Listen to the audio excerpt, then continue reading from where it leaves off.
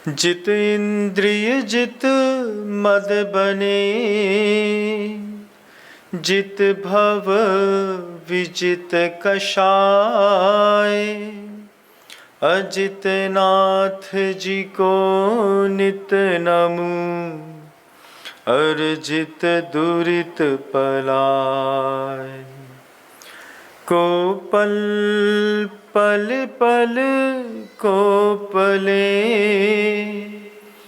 One में ऋतुपति आए। पुलकित मम जीवन लता, मन में जिन पद पाए। अहिंसा परमो धर्म की। परम पूज्य आचार्य भगवंत गुरुदेव श्री विद्यासागर जी महाराज की, वर्तमान आचार्य परमेष्ठी मुनिराज श्री समय सागर जी महाराज की, समस्त मुनि संघ की।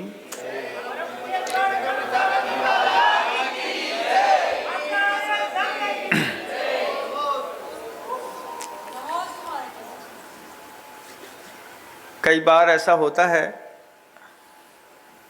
हम सत्ता, संपत्ति और सामर्थ्य को प्राप्त करके अपने आप को भगवान समझने लगते हैं। 3 शब्द हैं, सत्ता है, संपत्ति है और फिर सामर्थ्य भी है। ऐसा पहली बार होता है, ऐसा नहीं है। बहुत पुरानी एक पौराणिक घटना भी मुझे इस बात को लेकर के याद आती है कि उसको भी सत्ता, संपत्ति और सामर्थ्य का घमंड था। 3 चीजों में बहुत देर तक विश्वास मत रखिएगा, क्योंकि क्षायोपशमिक है। सत्ता क्षायोपशमिक है। बड़े से बड़े आईएएस कलेक्टर अपनी जिंदगी के लिए श्योर होते हैं कि हमको हमारे रिटायरमेंट तक दुनिया में कोई नहीं हटा सकता, लेकिन प्रधानमंत्री तक को 3 साल के बाद मेहनत फिर से शुरू करनी पड़ती है। 5 साल की सत्ता है, 3 साल अच्छे से गुजार लो, लास्ट के 2 साल जो होते हैं वो प्रधानमंत्री को भी पद खिसकने वाला है, इस चीज का दिल धक धुक करता है। और फिर जाकर के धीरे धीरे जो है वो फिर अपने प्रचार में लगते हैं। सत्ता शाश्वत नहीं है, संपत्ति भी शाश्वत नहीं है। संपत्ति कई प्रकार की है। सेहत को भी संपत्ति कहते हैं, ज्ञान धन को भी संपत्ति कहते हैं, धन को भी संपत्ति कहते हैं, संबंधों को भी संपत्ति कहते हैं। कुछ कमाया जिंदगी में? हाँ महाराज, पैसा तो नहीं कमाया लेकिन संबंध खूब कमाए हैं। ऐसे भी लोग मिलते हैं। मुनिराज श्री क्षमा सागर जी महाराज श्री की वो कविता भी इस संबंधों को लेकर के कभी उन्होंने लिखी थी कि संपत्ति तो नहीं कमाई लेकिन संबंध खूब कमाए। सुना है उसने अपने पूरे जीवन में कुछ नहीं जोड़ा। सुना है उसने अपने जीवन में कुछ नहीं जोड़ा, पहनने का एक जोड़ा भी उसके पास नहीं मिला। जिंदगी भर अपना सब कुछ लोगों को देता रहा और दे दे करके लोगों को जोड़ता रहा। ये शब्द मुनिराज श्री क्षमा सागर जी महाराज श्री ने गुरुदेव के ऊपर लिखे थे।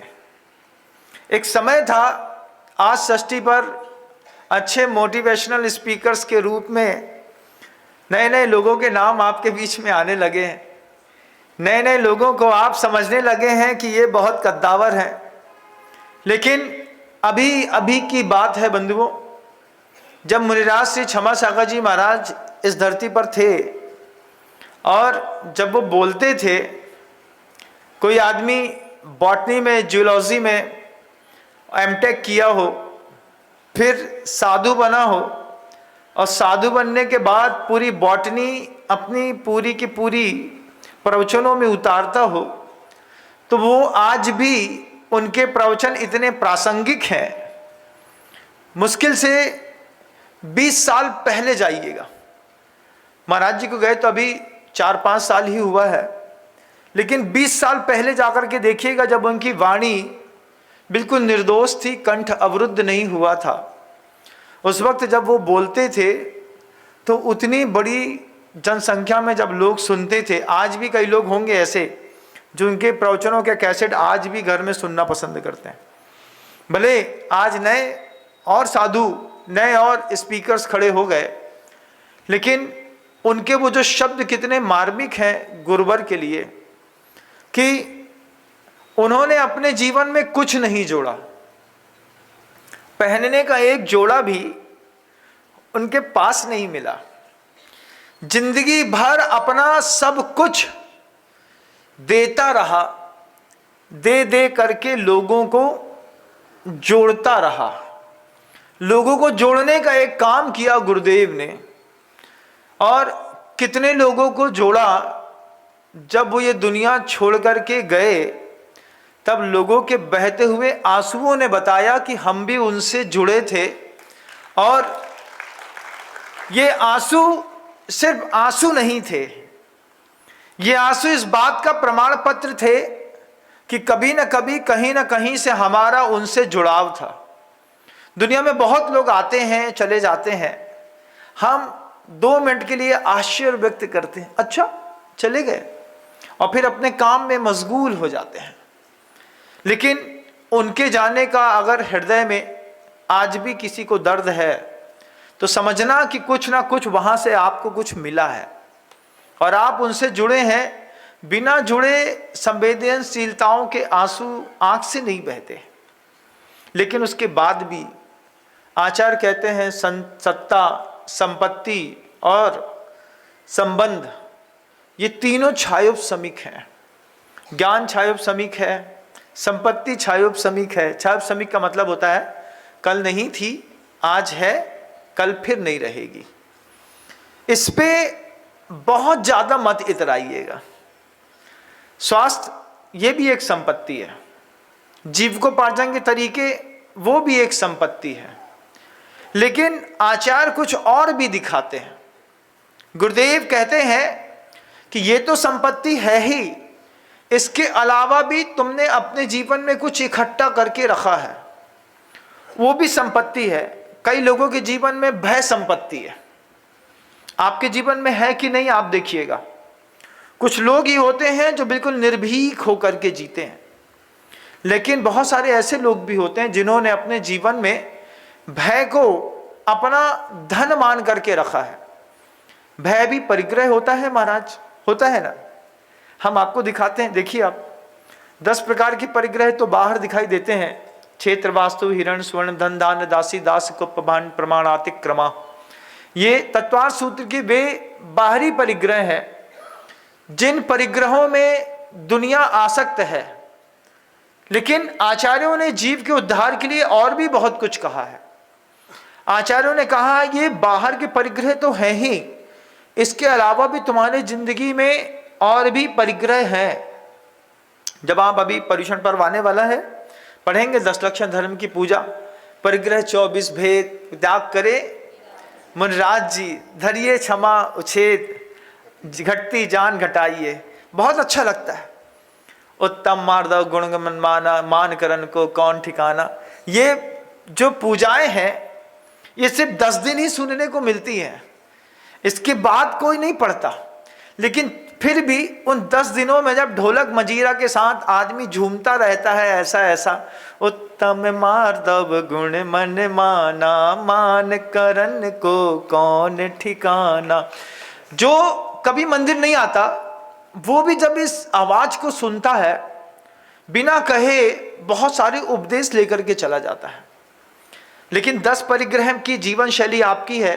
अगर आप सोचिए, गुरुदेव तो हमेशा इस बात को कहते हैं कि धार्मिक ग्रंथों में जो भी लिखा है वो साधुओं के लिए नहीं लिखा, वो जीव के उद्धार के लिए लिखा है। और अपने आप को जीव अगर आप मानते हैं तो आप उन 10 परिग्रहों के बाद 14 परिग्रह और देखिएगा जो हो सकता है आपने अपनी संपत्ति बना करके बैठ गए।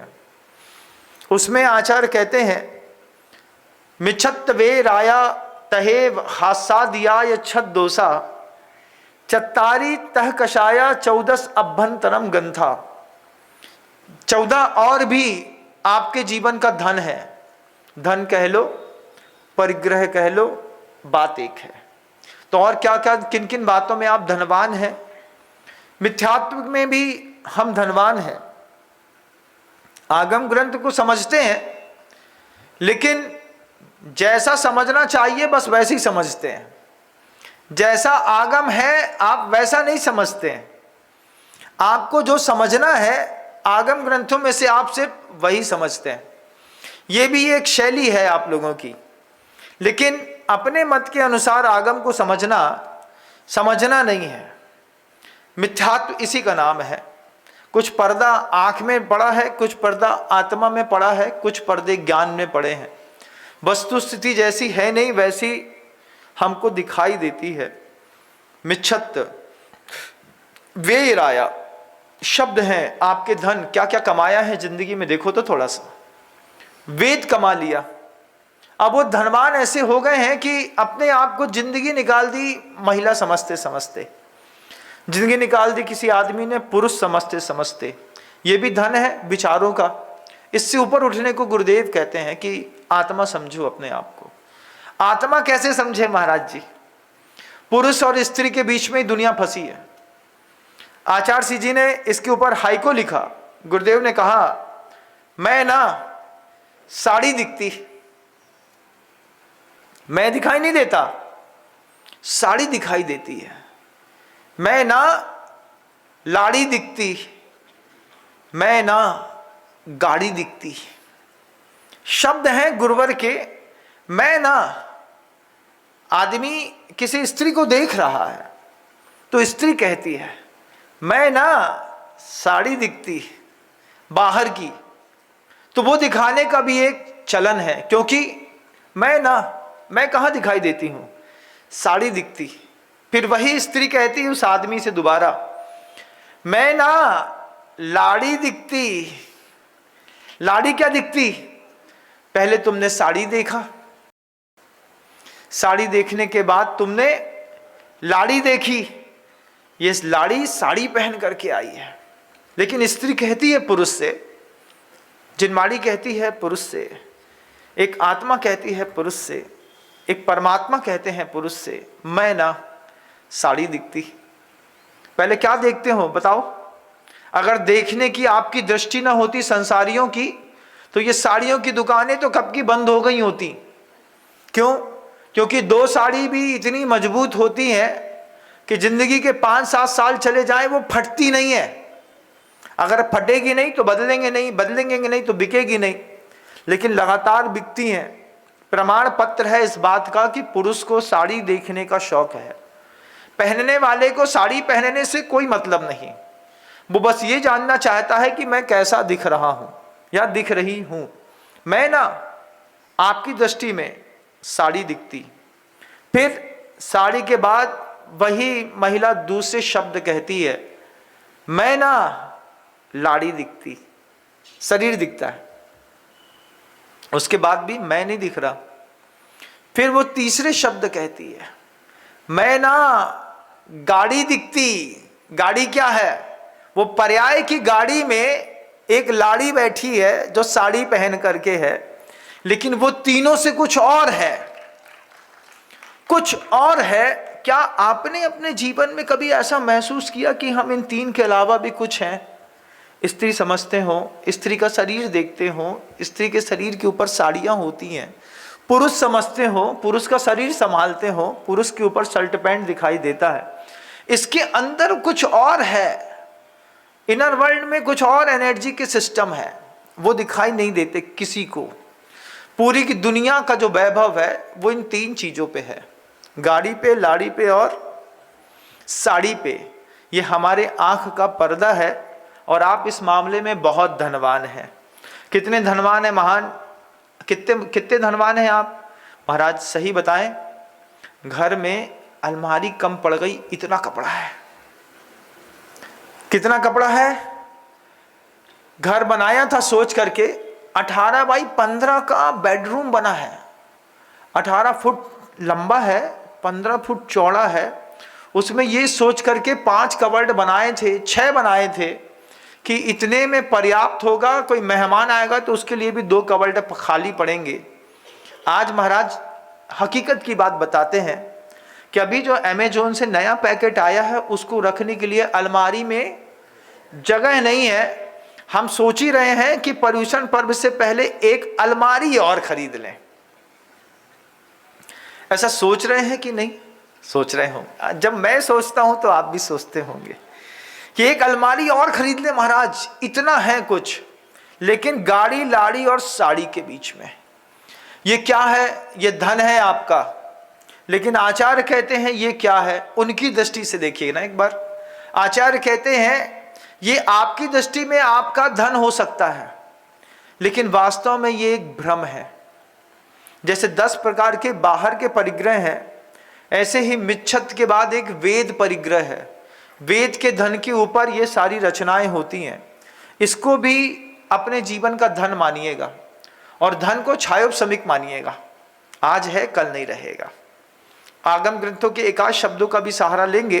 हो सकता है प्राथमिक दशा में समझ में ना आए, लेकिन मैं इतना कठिन नहीं बोलता कि आपको समझ में ना आए। फिर राग द्वेष ये भी आपके जीवन की एक संपत्ति हो गए। मिच्छत वे राया हासाद्याय छद्दोसा, ये भी आपके जीवन का धन है। किसी को पूरी जिंदगी अपने द्वेष को पल्लवित और पोषित करने में आनंद आता है। बहुत सारे ऐसे सृष्टि पे लोग मिलेंगे क्योंकि वो उसके जीवन का धन हो गया। वो द्वेष को पल्लवित पोषित करता रहता है। जरा जरा सी बात में घर के अंदर भी रहता घर में है, स्मृति अपने द्वेषी की करता है, लगातार उसके चिंतन में लगा रहता है। अब वो क्या कर रहा होगा, अच्छा वो अब ऐसा कर रहा होगा तो हम ऐसा करते हैं। जब कभी भी कोई द्वेषी से कभी मान लीजिए कोर्ट में मिलना होता है, उसके पहले आप अपना कितना माइंड मेकअप करते हैं। उसने अगर ऐसा बोला तो हम ऐसा बोलेंगे, उसने अगर ऐसा बोला तो हम ऐसा बोलेंगे। अभी मिलने तो दो, अभी मिलने के साथ ही हम बताते हैं। और जब घटना घटती है, ये द्वेषी लोग एक ही परिवार में, एक ही बिल्डिंग में, एक ही घर में, एक ही कमरे में रहते हों, तब बगल वाले कमरे में, इधर वाले कमरे से कुछ हो जाए, फिर घर के कमरे में बैठ कर के क्या सोचते हैं। रोटी बनाते हैं पति के लिए, लेकिन दिमाग में द्वेषी बैठा रहता है। बे ठकुराइन आए ना, उन्हें थोड़ी टाइम है रोटी बनावे को, जे ठेका तो हमाव है। तो ठकुराइन क्या कर रही हैं? ठकुराइन मतलब देवरानी हो सकती है, देवरानी के लिए जेठानी हो सकती है। तो ऐसे शब्द बोलते हैं। वे ठकुराइन अबे थोड़ी, वे तो 9 बजे से पहले अपने कमरा से उतर जाएं तो भाग हैं, सूरज पश्चिम से निकल जाए हैं। वे कितने बजे निकलती हैं? तो फिर दी से सामने वाला बोलता है, अबे भाई अबे तो 8:30 बजे हैं, अबे 1 घंटा और लगे है उन्हें। उसके बाद जब ऐसा कोई घर के अंदर प्रकल्प बनता है, बनता होगा, बनता ही है महाराज, आप तो जो भी बोलते हैं सही बोलते हैं। जो बनता है उस वक्त देखिए कि सामने उमंगों के साथ रखने वाला वो पति बैठा है, उसके लिए रोटी बना रहे हैं, लेकिन पूरा उपयोग कहाँ है? उपयोग की शक्ति कहाँ है? ऊपर वाले कमरे में है कि महारानी अबे नीचे नहीं उतरी। अब जब जे हमारे जे चले गए, इसके बाद महारानी उतरी। जब तक तो पूरी रोटी बन गई, चौका चूल्हा सब होगा। अब उनका काम क्या है? उनका काम तो बस इतनी है कि एक ककड़िया छील दें और थाली लगा दें। एक ककड़िया समझते हैं? समझते? ककड़ी, कुकुम्बर, उसी को यहाँ की लोकल भाषा में ककड़िया कहते हैं। तो उनने बहुत बड़ा तीर मार लिया। नीचे चौके में आए, एक ककड़ी छीली, धीरे से उसके प्यारे से स्लाइस बनाए, नमक मिर्ची थोड़ा सा मिलाया और धीरे से आवाज लगाई, थाली तैयार है। इतने में थाली तैयार हो गई। सामने वाले का दिमाग बिल्कुल तैयार है। गज कुमार के सिर पे तो एक बार सिगड़ी रखी गई। आपने अपने सिर में कितनी बार रोज सिगड़ी रखते हैं, इस बार का एक बार चिंतन करिएगा। क्यों रखते हैं हम अपने सिर में सिगड़ी? क्योंकि हमको गज कुमार से मतलब नहीं है।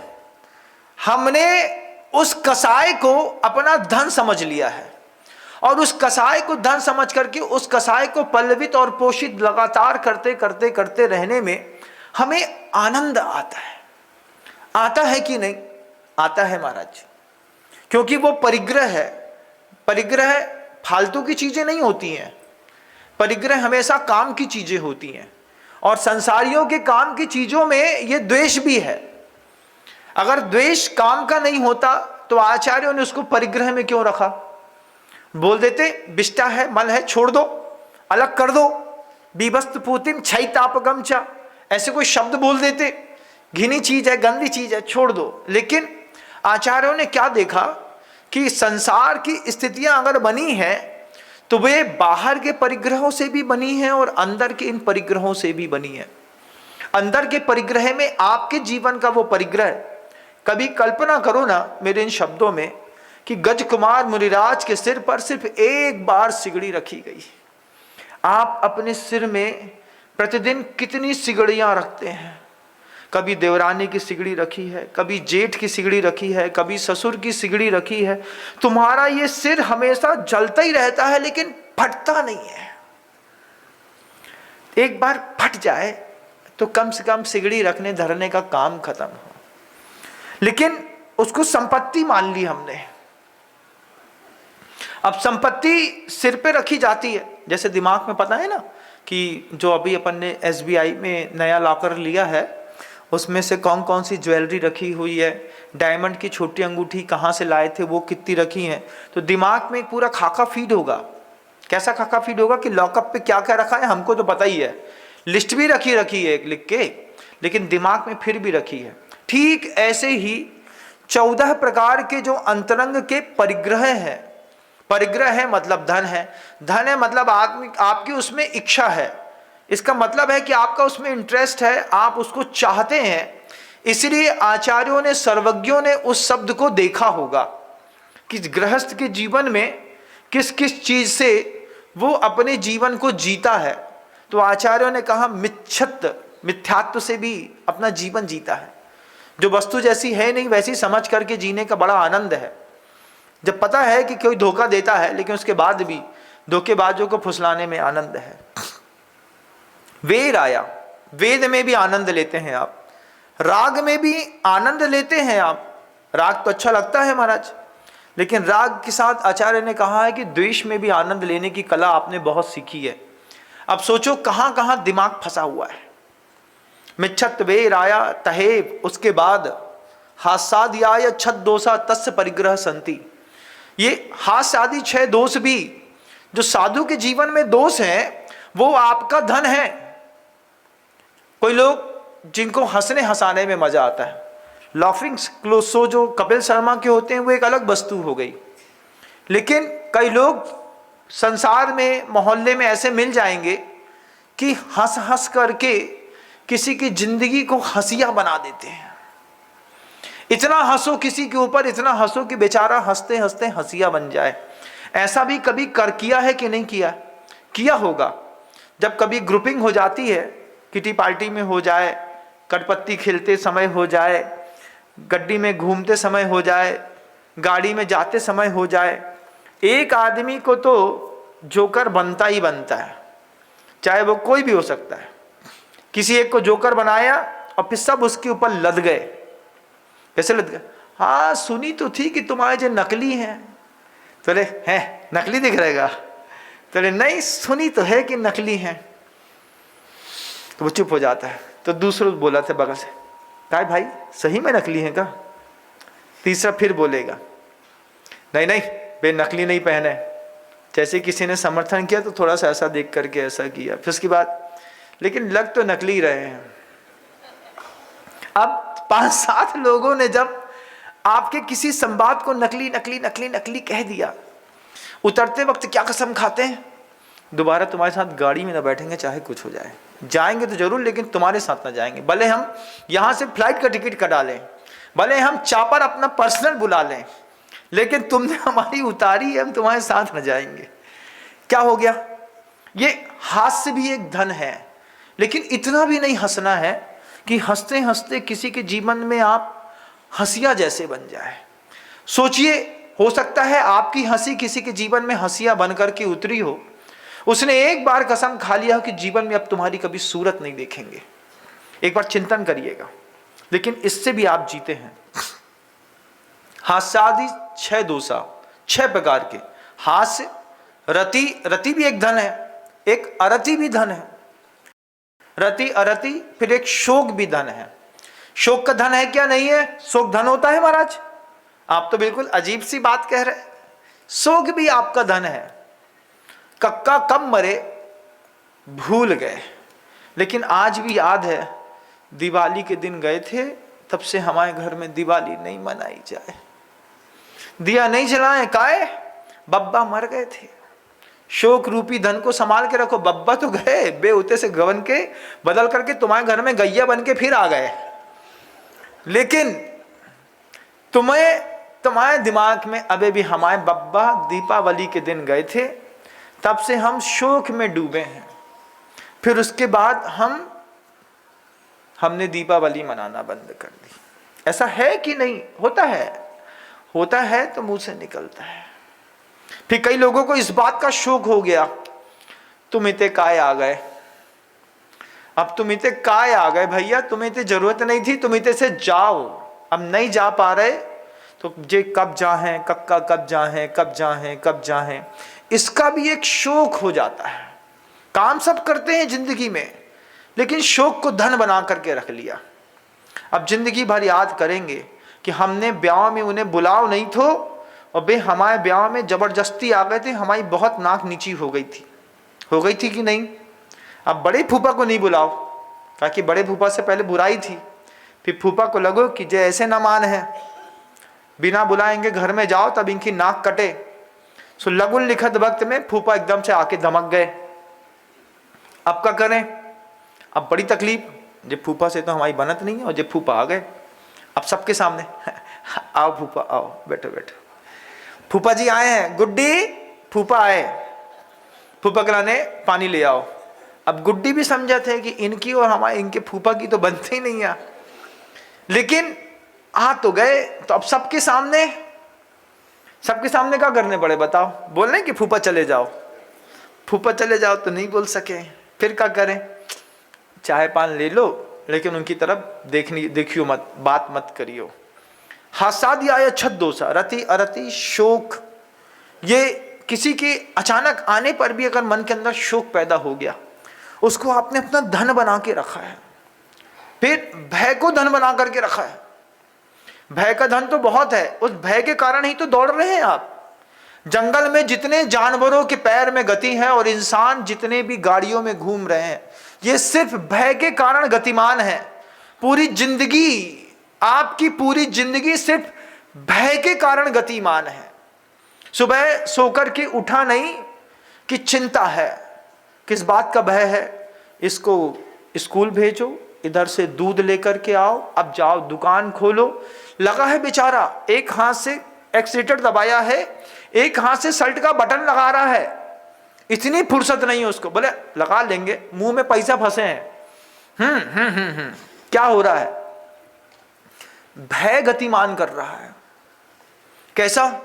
अगर जिंदगी की रेस में थोड़ा धीमे पड़ गए तो कहीं ऐसा ना हो कि बहुत पिछड़ जाए। कभी बहुत बड़ी बिल्डिंग में, मॉल में, मल्टी में ऊपर खड़े होकर के एक दार्शनिक चिंतन करते हुए रोड में चलते हुए लोगों को देखना। कभी एक दिन अवसर आए तो कभी प्रयोग करके देखो, मेरे प्रयोग अच्छे लगेंगे आपको। ऊपर खड़े होकर के देखना कि यहाँ से सैकड़ों गाड़ियाँ आ रही हैं, यहाँ से सैकड़ों गाड़ियाँ जा रही हैं, और अपने आप से पूछना कि कहाँ आ रही हैं और कहाँ जा रही हैं, किस लिए आ रही हैं और किसके लिए जा रही हैं। पता चलेगा कि इनके अंदर गाड़ी में पेट्रोल भले कहीं कभी डला हो, लेकिन इनके दिमाग में पेट्रोल अगर भय का नहीं होता तो कभी कोई गाड़ी वाला चलाता नहीं। भय का पेट्रोल है। इसमें बस एक ही भय बहुत अच्छा है, जो आप जैसे महानुभावों को रोज सुबह 8 बजे होता है, भैया जल्दी चलो, कहीं प्रवचन शुरू हो गए और लेट पहुंचे और 5 मिनट की शुरू की कहानी नहीं समझ में आई, सो फिर दिन भर खट्टो खट्टो सो लगे। ये भय तो बहुत अच्छा है, लेकिन अब इतने से जावे को भी एक भय है, भैया जल्दी चलो, अगर उनने देख ला और हमसे कही कि काय भाई तुमने अपने पन्ना नहीं भरे, सो फिर वो भी भय लगे। ये भय बुरा है, बिल्कुल निश्चित बुरा है। हम तो हमेशा कहते हैं कि इस तरीके से अपने जीवन को भयभीत मत करो, लेकिन भय भी आपकी संपत्ति है। मिच्छत्वे राया तहेव हास्याय छद्दोषा, ये हास शोक भय ये आपने अपनी जीवन का धन बना करके रख लिया। फिर चत्तारी तह कषाया, 4 प्रकार की कसाई भी आपके जीवन का ऐसा धन है। भले दुनिया में कितनी बात करो, महाराज कसाय छोड़बे के कछु उपाय बता दो, मान कैसे छूटत है, क्रोध कैसे कम करो जात है, कोई कम करबे की बात करत है, कोई खत्म करबे की बात करत है, कोई क्रोध कैसे खत्म कर दे। हमने कहा भैया तुम्हारी संपत्ति है, तुम उसमें थोड़ा बहुत दान दे सकते हो, थोड़ा बहुत उसका देखा सुखी कम कर सकते हो, लेकिन उसको खत्म नहीं कर सकते, क्योंकि उसको तुमने संपत्ति माना है, आचार्यों ने संपत्ति माना है आपकी।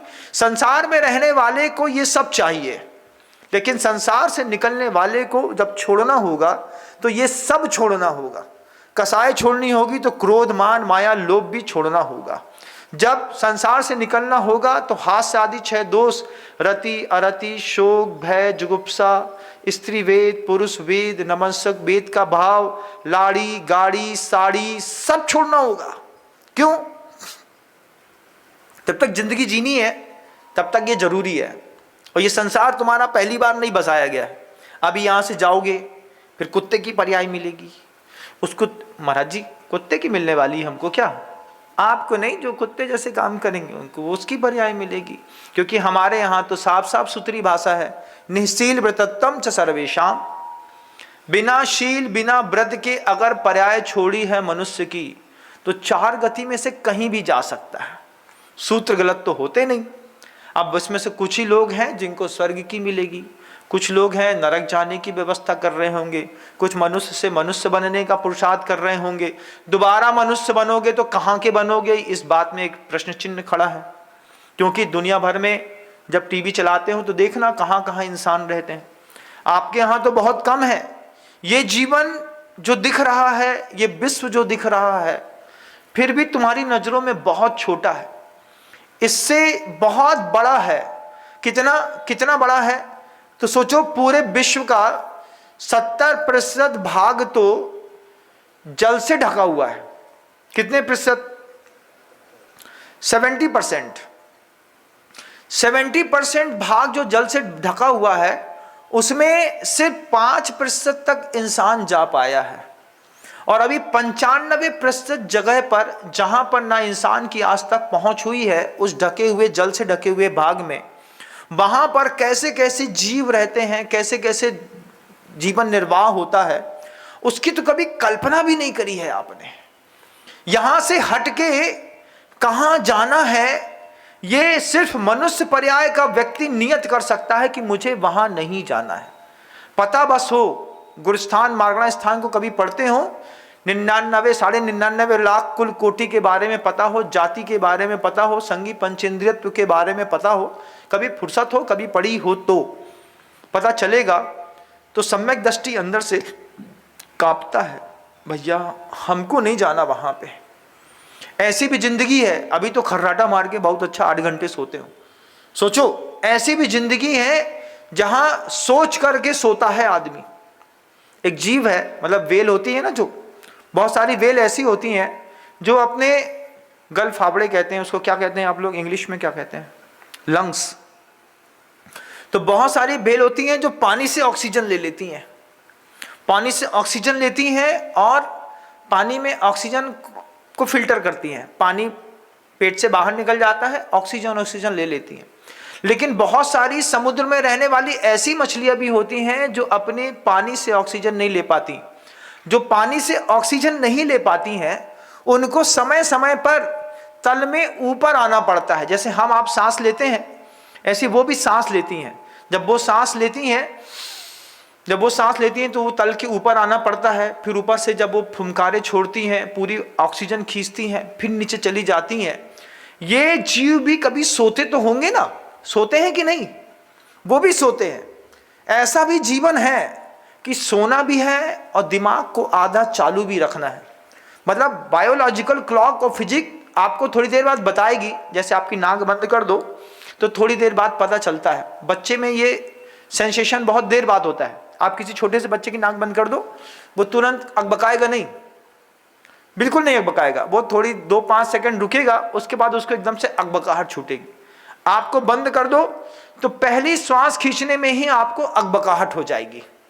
ऐसे वो कुछ ऐसे भी जीव जंतु हैं इस सृष्टि पर जो पानी के अंदर अतल गहराइयों में रहते हैं, और उनको जब सोना होता है तो या तो वो मछलियां ऐसी खड़ी होकर के सोती हैं या ऐसी उल्टी होकर के सोती हैं, और उसमें भी उनका आधा दिमाग चलता रहता है इस बात के लिए कि आधा घंटे सो लो, आधा घंटे के बाद फिर तुमको तल के ऊपर तक जाना है, वहां से सांस खींचनी है और फिर अंदर आना है। ऐसा भी कोई जीवन मिलेगा आज नहीं तो कल, क्योंकि जितनी योनियां हैं इस पूरी सृष्टि पर, हमारा सब में जन्म हो चुका। इस बार पता नहीं अज्ञात में कौन सा तप किया था, तपस्या करी थी कि जिनकुल मिला है। इसके बाद फिर कोई कुल मिलेगा, उस कुल में जाओगे तो उस कुल की परंपरा का पालन करना पड़ेगा, निर्वाह करना पड़ेगा।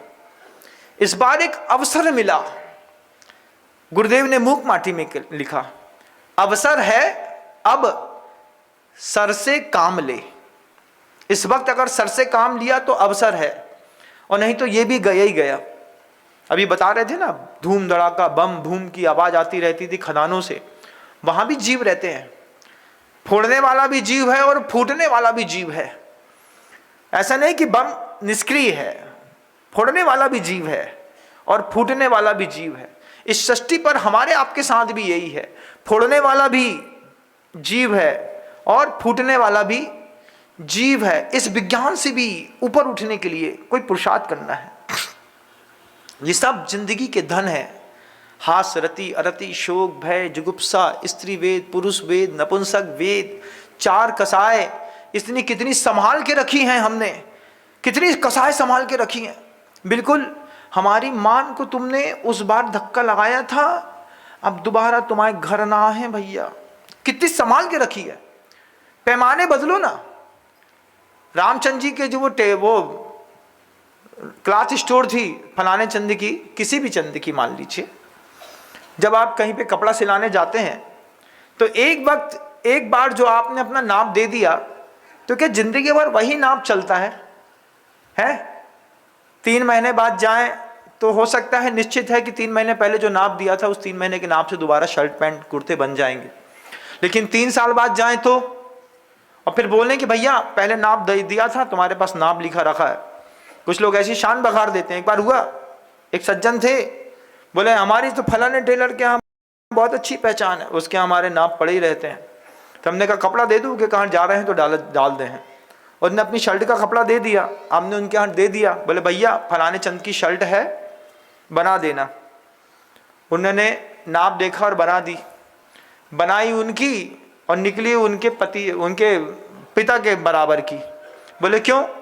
वे मोटे हो गए और पिता दुबले हो गए। पैमाने बदलिए, मान के, क्रोध के, लोभ के, कसाय के, हास्य के, रति के, अरति के, शोक के, भय के, जुगुप्सा के, वेद के। कभी तो पैमाने बदलिए कि एक ही पैमाने में पूरी जिंदगी जीना है। जब एक पैमाने का आप ही का कपड़ा आपके काम नहीं आता, तो इनके जिस दिन हम पैमाने बदल देंगे उस दिन हम एक कदम और आगे आ जाएंगे और एक कदम ऊपर उठेंगे। उठने से पहले संकल्प करिए, आज से मैं अपने क्रोध का थोड़ा पैमाना बदलता हूं। क्रोध का पैमाना क्या बदलता हूं? घर में शुरुआत मैं नहीं करूंगा, इतना ही पैमाना बदलिए, बहुत अच्छा हो जाएगा। मान का पैमाना बदलता हूं कि अगर मान लीजिए 3 साल से ज्यादा हो गया है अपने ही किसी रिश्तेदार से ज्यादा, वैसे तो ये बहुत हो गया, 6 महीने से ऊपर ही अनंतानुबंधी हो जाती है, लेकिन फिर भी आपको क्या फर्क पड़ता है महाराज? अनंतानुबंधी हो, संजलन हो, प्रत्याख्यान हो, ये सब आपकी बातें हैं, हमारे लिए तो ये बात ही नहीं है। पुराना किस्सा याद करिए कि किसी के रिश्तेदारों में किसी के मान से आहत हुए थे, आज तक आप उससे बात नहीं करते।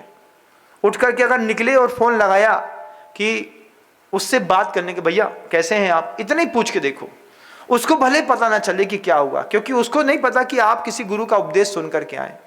लेकिन अगर आपने अपने मान का पैमाना बदला, अपने लोभ का भी पैमाना तो बदलो। अब कब तक छोटी छोटी बातों का लोभ करते रहेंगे? लोभ का पैमाना बदलो, उधर का भी एक लोभ की चिंता करो, सम्यक दृष्टि हो तो पैमाने थोड़ा सा और बदलिए, बहुत आनंद आता है।